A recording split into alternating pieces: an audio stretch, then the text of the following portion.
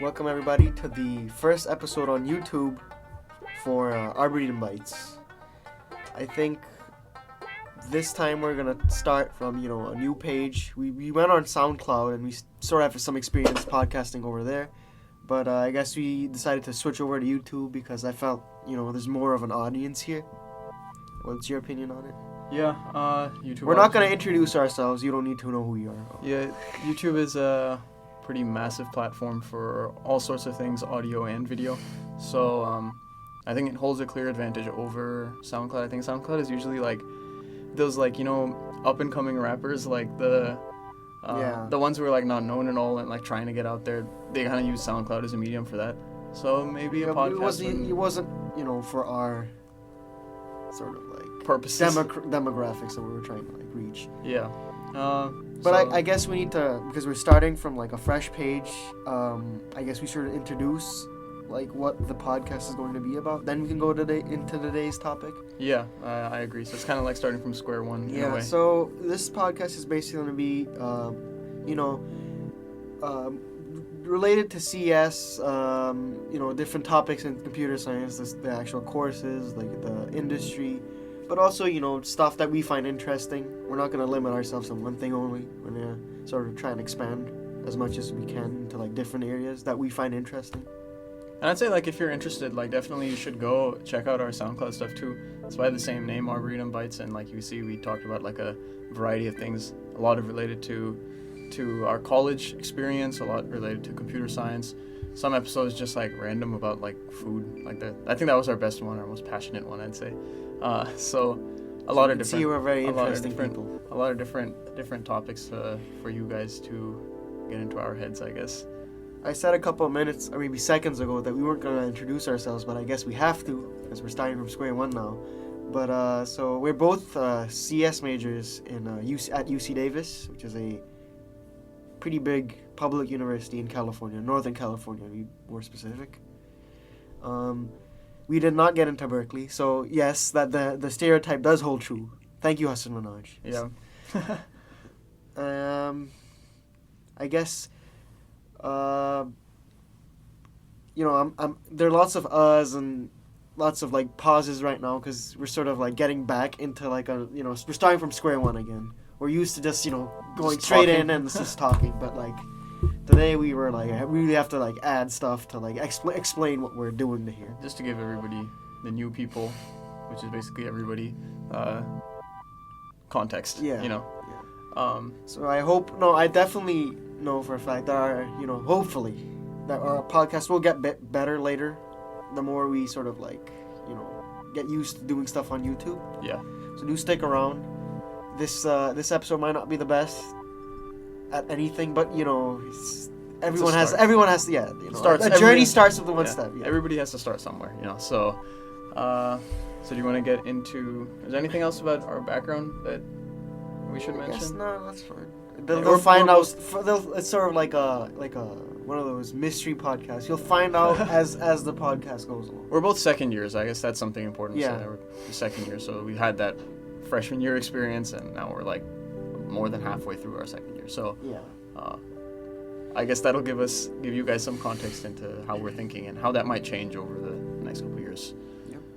So today's topic that we thought was how is CS completely overhauling and changing some industries, even some industries that you would not expect CS to be like sort of be as dominant as it is in that sort of like specific industry. I mean, like you hear a lot that like technology's taking over the world, technology's taking over jobs, like everything like that. But I guess some people just take it on face value and don't actually know like, okay, how is technology changing certain fields? Or they know very broad like. So my friend here, he is a very big sports fan. He just likes all. Do you like all sports, or do you have a specific taste in sports? I mean, I like most sports, I'd say. I think probably cricket, basketball, and soccer are my top three. But I mean, I like sports as a whole. So you can talk about how is CS affecting your favorite sports. Well, like. I don't know, like anyone who like watches sports knows about things like in cricket there's DRS, in soccer, there's a. Could you explain what DRS is? So sort of our Yeah, non-Asian Yeah, friends. I was getting to it. I was gonna compare it to VAR, which is a soccer review system. So basically, that's what DRS is too. It's a review system in which basically it kind of stops the flow of the game, and like if a player doesn't like a call that a ref or an umpire makes, they can challenge it. They get usually a certain number of challenges that they can do. So they stop the game, they watch footage in slow-mo, and like a lot of the footage has like virtual markers, you can say. I'm thinking of like in soccer, right? Like the offside line, right? They do like zooming in, and seeing, like tracking the players, right? Because like when someone's offside, you have to look exactly at what point the player in the front is at. So like things like VAR, I think, is a good example of like how technology is changing the game, because like there's really no excuse now for, I guess, a ref making a mistake or a crucial call not being made correctly, because there is technology that can help. But also then there's like a lot of controversy with it, right? Because like, okay, how perfect is it? Because it's so like we've put like this expectation that it's going to be like 100% accurate, and sometimes there's some gray lines. Like for example, in cricket, there's a thing called hotspot, where we look if the ball or snicko isn't another technology, but both basically look to see if the ball has made contact with the bat, and snicko uses like sound. And for those of you who don't know, you have in cricket, basically someone throws pitches a ball and you have to hit the ball. Yeah, it's like that's as much as you need to know. Yeah, it's like baseball, you could say, or baseball's like it, I'd say.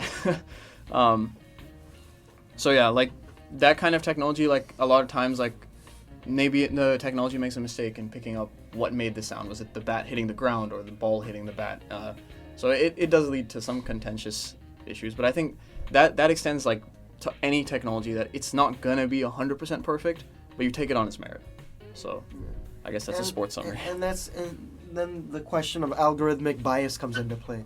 For example, let's say you want the perennial example. You have a car or a self-driving car, to be more exact or specific, is it's going on a highway, and it's you've trained like the machine learning or whatever, it's like AI model to sort of like go wherever, like whenever it sees a dark spot on the road, it sort of like tries to go there, like assumes that it's like, there's no car over there, for example, like. Yeah.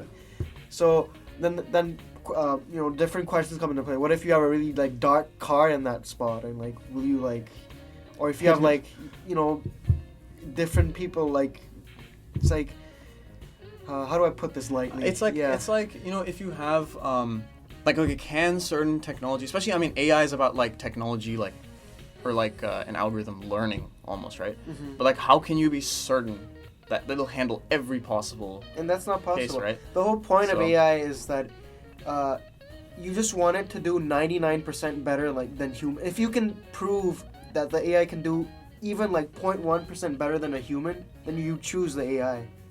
And like on paper that seems amazing. It's doing better stuff than humans, but like if you look at it like the bigger picture, it's still making mistakes. But we trust like our machines so much that we forget that that they do make mistakes. Here's an interesting like aspect of looking at it. Like suppose, I mean, there's been a lot, like as self-driving cars are being developed, there has been like cases. I think like Uber had a case or something where they hit somebody. I think it was in Arizona a couple years ago. I don't remember the exact details. Yeah. But accidents, I feel like, are inevitable, like happening with self-driving cars, just like they're inevitable that they're gonna happen with the human drivers as well. But in the case of like when there's a human driving accident, like deciding who's liable to pay, or like if there is like a lawsuit or whatever, like the liabilities are easier to discern. But with like a self-driving car, then who's held responsible, right? Like, is it the person who bought the car because they took the risk of buying the car? Is it the company that maybe made an algorithm that wasn't sufficient? So it becomes the legal process, I think, behind it becomes a lot more complicated, and it kind of shows that like as technology progresses, it helps us in so many ways, but also in a lot of other ways it kind of complicates things. And generally, like whenever you introduce something that's supposed to like make your life easier, it's gonna introduce more complexity in your life, and it's the whole hedonic treadmill thing. There's only so long that something's gonna make you happy, and after that point in time, it's gonna lose its like flair or whatever, and something else will come up then. Yeah. That's But- just what life is. But Yeah. I guess let's go back to like the industry. To add to what you said about this, CS transforming the sports industry, I noticed that I don't know if you noticed this, but like in American football, whenever they're talking, like the coaches and whatever, they put like their clipboards over their mouth. so that you can't lip read them. So you can't make a program. So like you can make a program. They're like libraries where you can like easily like recognize faces. So you can then recognize lips too. So then if you can recognize lips and like what their voice is and how their lips are moving, then you can sort of reconstruct like what their play by play, what they're trying to do. I never thought of it that way, man. Like if you wanted to cheat in football, you really thought of some like Yeah, it's a Academic multi-billion. way. Isn't it a multi-billion-dollar industry? yeah. And it makes sense to invest in like cheating. Well, I'm glad your scale of morality is very very clear low, right yeah. now. Yeah. Um, But don't cheat. yeah. Never good. Yeah, seriously, don't. Yeah, they're gonna listen to us. But okay, so that's one industry. I guess let's do one more. I think, of course, the self-driving industry is pretty big. You know, there's lots of like companies trying to make What about support systems for it. I remember watching this movie on Netflix called The Founder, right? Which is like about like how McDonald's started, right? Mm-hmm. And like how McDonald's was like revolutionary in the way that they were that like assembly line kind of procedure for making burgers, right? So I mean that obviously is not a technology, but that was an innovation at its time. So like how do you think like technology nowadays is innovating even on top of that in terms of food preparation, for example? I think the whole point of technology, even if you look at the core theory of computation, it's you have a problem, and you make a machine to solve that problem. And what is the whole point of you solving that problem? What does solving a problem even mean in the realm of computer science? That's basically automating that task, Yeah. so you don't have to do it. So as time progresses, I think let's take an example of, let's say, Taco Bell, for example, one of my favorite fast food spots. So maybe when they started, they had to check, is the tortilla the correct dimensions? So, and like, then they made like mechanical solutions to it. Now they probably have like lasers to specifically cut, like, Yeah. they probably don't. But some like later on in the future, they'll have like sort of like laser tracking systems to make sure like you have the really like regularized generic tortilla shell. And you'll have like lots of like a control panel that can check like if your cheese is at the correct temperature or not. There were mechanical solutions to these problems, but the software solutions, the thing about them is that they're easier to handle, and it's like for mechanical solutions you have to like learn to use them, whereas software solutions you specifically make an interface for the user. It's more of there's like a different dynamic between the user and the person trying to use it. But I think the whole point of just software and industry is this is sad, but this is the truth. The whole point of software and industry is to replace people. That's the whole point. What is automation? Replacing people. And going back to the what you said in the beginning, it's inevitable that people will lose their jobs. What will happen? What will they have to do? I have no idea. Yeah, unfortunately, I think this is a massive topic to get into, but like I guess to give a general gist of like, I guess my view on it is that like education becomes even more important, right? But then not everyone has access to it. That's the problem. And not everyone wants to do the stuff that's profitable. Exactly. Yeah, that's a big issue too. That's a big debate like that's been going on like with people that I discuss often. That it's like like if someone's like everybody has their own strengths and weaknesses, right? Mm-hmm. And if certain skills are being considered obsolete now because technology is taking them, those people have to adjust and find and kind of force themselves to go into something that their heart maybe really isn't in, right? It's not easy, but like, everybody has to adjust, I guess. But like there's also there's nothing black. I've noticed this thing in life. There's nothing black and white. There's always two sides to a coin. On the flip side, could you have imagined, maybe even in like the early 2000s, that people living in like their own houses, they don't have to leave or anything, they're making videos on YouTube, and and they make enough money to sustain themselves. Yeah. They're a business. So there'll be new career paths. I agree. Once many jobs will disappear, but there'll be new jobs 100%. I think technology is a really powerful way to democratize many things, and one of those was streaming. When you had like during the era of like digital like boxes or whatever they were called, you only had so many choices. You had to pay for like new channels, and 90% of the channels you probably never watched. You probably just watched like Nickelodeon and SpongeBob most of the time. But I digress. The whole thing is like, it's really hard to predict. And then if you hear anyone saying 100% for a fact this is what's going to happen, they're probably wrong. Yeah. It's really hard. And another thing, our planet and our like society, global society as a whole, is becoming more and more volatile. It's harder and harder to like make predictions. It's becoming so weird, like in every aspect.